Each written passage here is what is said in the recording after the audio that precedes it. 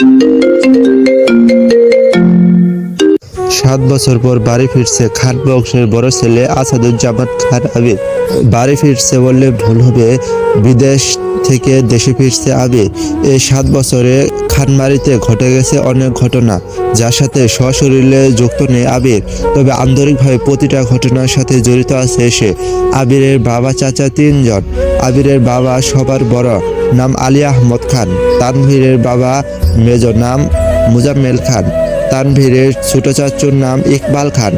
আবির তার বাবা মায়ের একমাত্র ছেলে।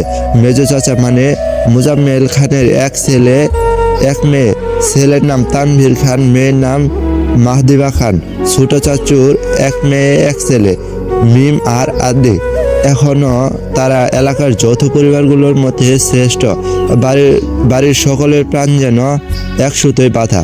5 ভাই বোনের মধ্যে সকলের চোখের মনি আবির। জন্মের পর তার বাবা মা দ্বিতীয় সন্তান নেওয়ার কথা চিন্তা করেনি। এসএসসি পর্যন্ত সে বাড়িতেই ছিল।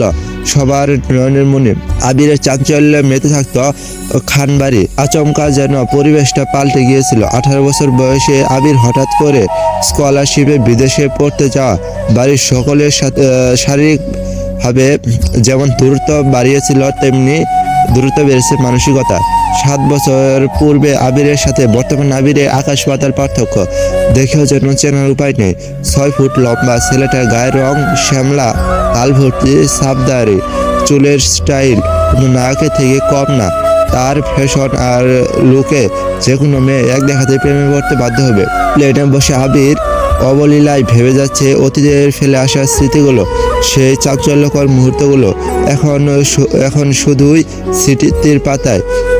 মাকে রেখে এসেছিল এই যৌবনের প্রথম দিকে, যখন তার বয়স ছিল 18। সেই মাই ছিল তার একমাত্র বন্ধু। আজ সে 24 বছরের যুবক। এতগুলো বছরে একটা দিনও বাদ যায়নি যে মায়ের সাথে ফোনে কথা বলেনি সে। বাড়ির সকলের সাথে মোটামুটি কথা বলার চেষ্টা করেছে। ছোটবেলার স্মৃতিগুলো ভাবতে ভাবতে নিজের দেশে পৌঁছে গিয়েছে আবির। এয়ারপোর্টে আবিরের বাবা আলী আহমদ খান আর তানভীর দাঁড়িয়ে আছে। তানভীর সম্পর্কে তার চাচাতো ভাই আর বয়সে 2 বছরের ছোট, কিন্তু দুজনের বেস্ট ফ্রেন্ড আর কলিজার বন্ধু। তানভীর আবিরকে দেখে দৌড়ে এসে জড়িয়ে ধরল। এই 7 বছরে একবারের জন্য বাড়ি ফেরেনি আবির, তবে প্রতিনিয়ত কথা হয় আবির তানভীরের। আবির তার আব্বুকে সালাম করে জড়িয়ে ধরে।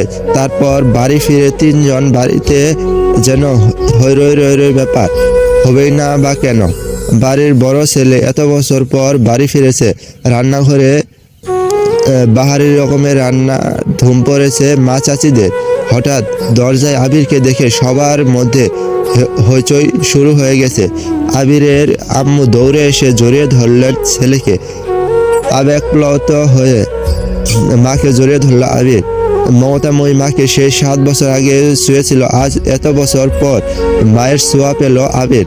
মা চাচিদের সালাম করল। সোফায় বসিয়ে ছেলেকে একের পর এক শরবত নাস্তা দিচ্ছে সবাই। এরই মধ্যে উদয় হলো মিম আর আদির। মিমের বয়স 14 বছর আর ছোট ভাই আদির বয়স মাত্র 10 বছর। আদি এই বাড়ির সবচেয়ে ছোট। আবির যখন দেশ ছেড়েছিল তখন আদির 3 বছর হয়েছে মাত্র। ভিডিও কলে দেখতে দেখতে ভাইকে সে একটু একটু চিনে। দৌড়ে এসে জড়িয়ে ধরেছে ভাইকে। আবিরও জড়িয়ে ধরেছে আদিকে। মিম ও আবিরের পাশে বসেছে, খুশ গল্প করছে সবাই মিলে। আদি জিজ্ঞেস করছে, ভাইয়া আমার জন্য কি এনেছ? আবির যেই না উঠতে যাবে, মা চাচিরা উঠতে দিচ্ছে না। আগে শরবত খাবি, তারপর উঠবি। আবির তানভীরের দিকে তাকিয়ে বলল, ওই লাগেজটা নিয়ে আইতো। তানভীর একটা লাগেজ টান দিতে যাবে। আবির আচমকা বসা থেকে দাঁড়িয়ে, ওইটা ছবি না। তানভীর সহ বাড়ির সকলেই যেন অবাক হয়ে গেল। আবির আবার ঠান্ডা মাথায় বলল, পাশের লাগেজটা নিয়ে আয়। তানভীরও তার কথা মতো লাগেজটা নিয়ে আসলো। লাগেজ খুলে যে যার মতো জিনিস বের করছে আর জিজ্ঞেস করছে এটা কার ওই টাকা।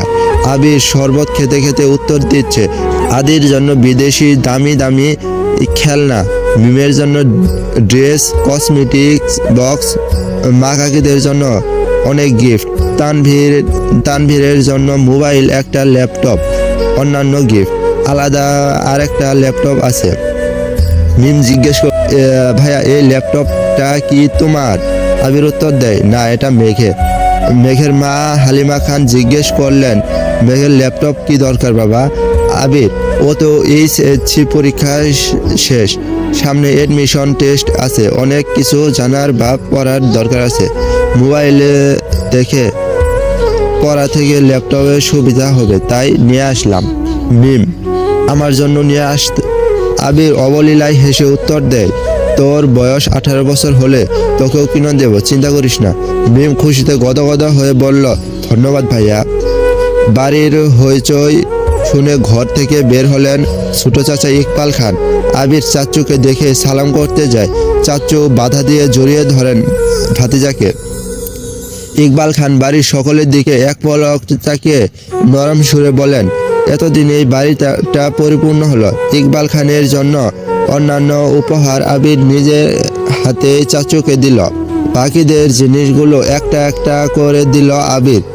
মেজো চাচু মানে মুজাম্মেল খান বাসায় নেই, তাই ওনার জন্য আনা গিফট যত্ন করে রেখে দিল আবির। লাগেজে পরে আছে একটা বক্স, যেটা র্যাপিং পেপারে মোড়ানো, আর একটা শপিং ব্যাগ। আদি জিজ্ঞেস করলো, ভাইয়া ওইটা কার?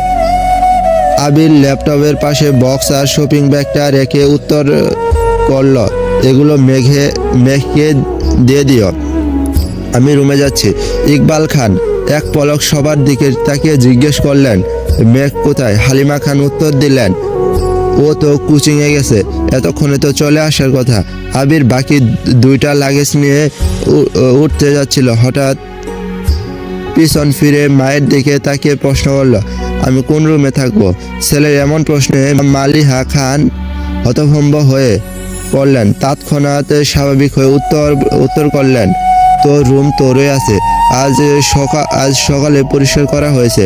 আবির কোনো কথা না বলে দুই লাগেজ নিয়ে উঠতে গেল।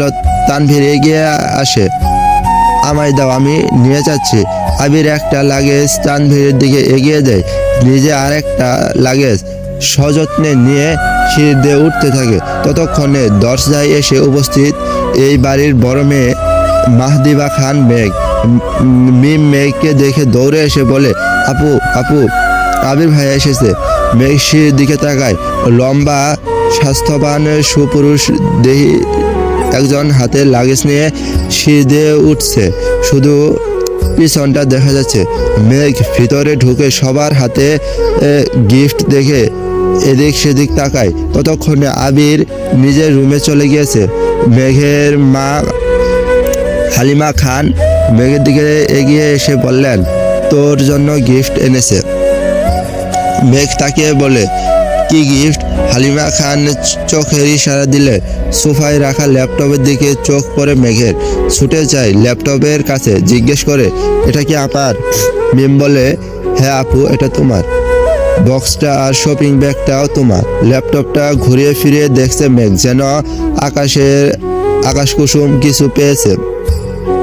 তার শপিং ব্যাগটা একটু খুলে দেখলো দুইটা ড্রেস মনে হচ্ছে। সে ল্যাপটপ আর বক্সগুলো নিয়ে রুমের দিকে চলে যাচ্ছিল। চলবে আগামী পর্ব আসার আগ পর্যন্ত অপেক্ষা করুন।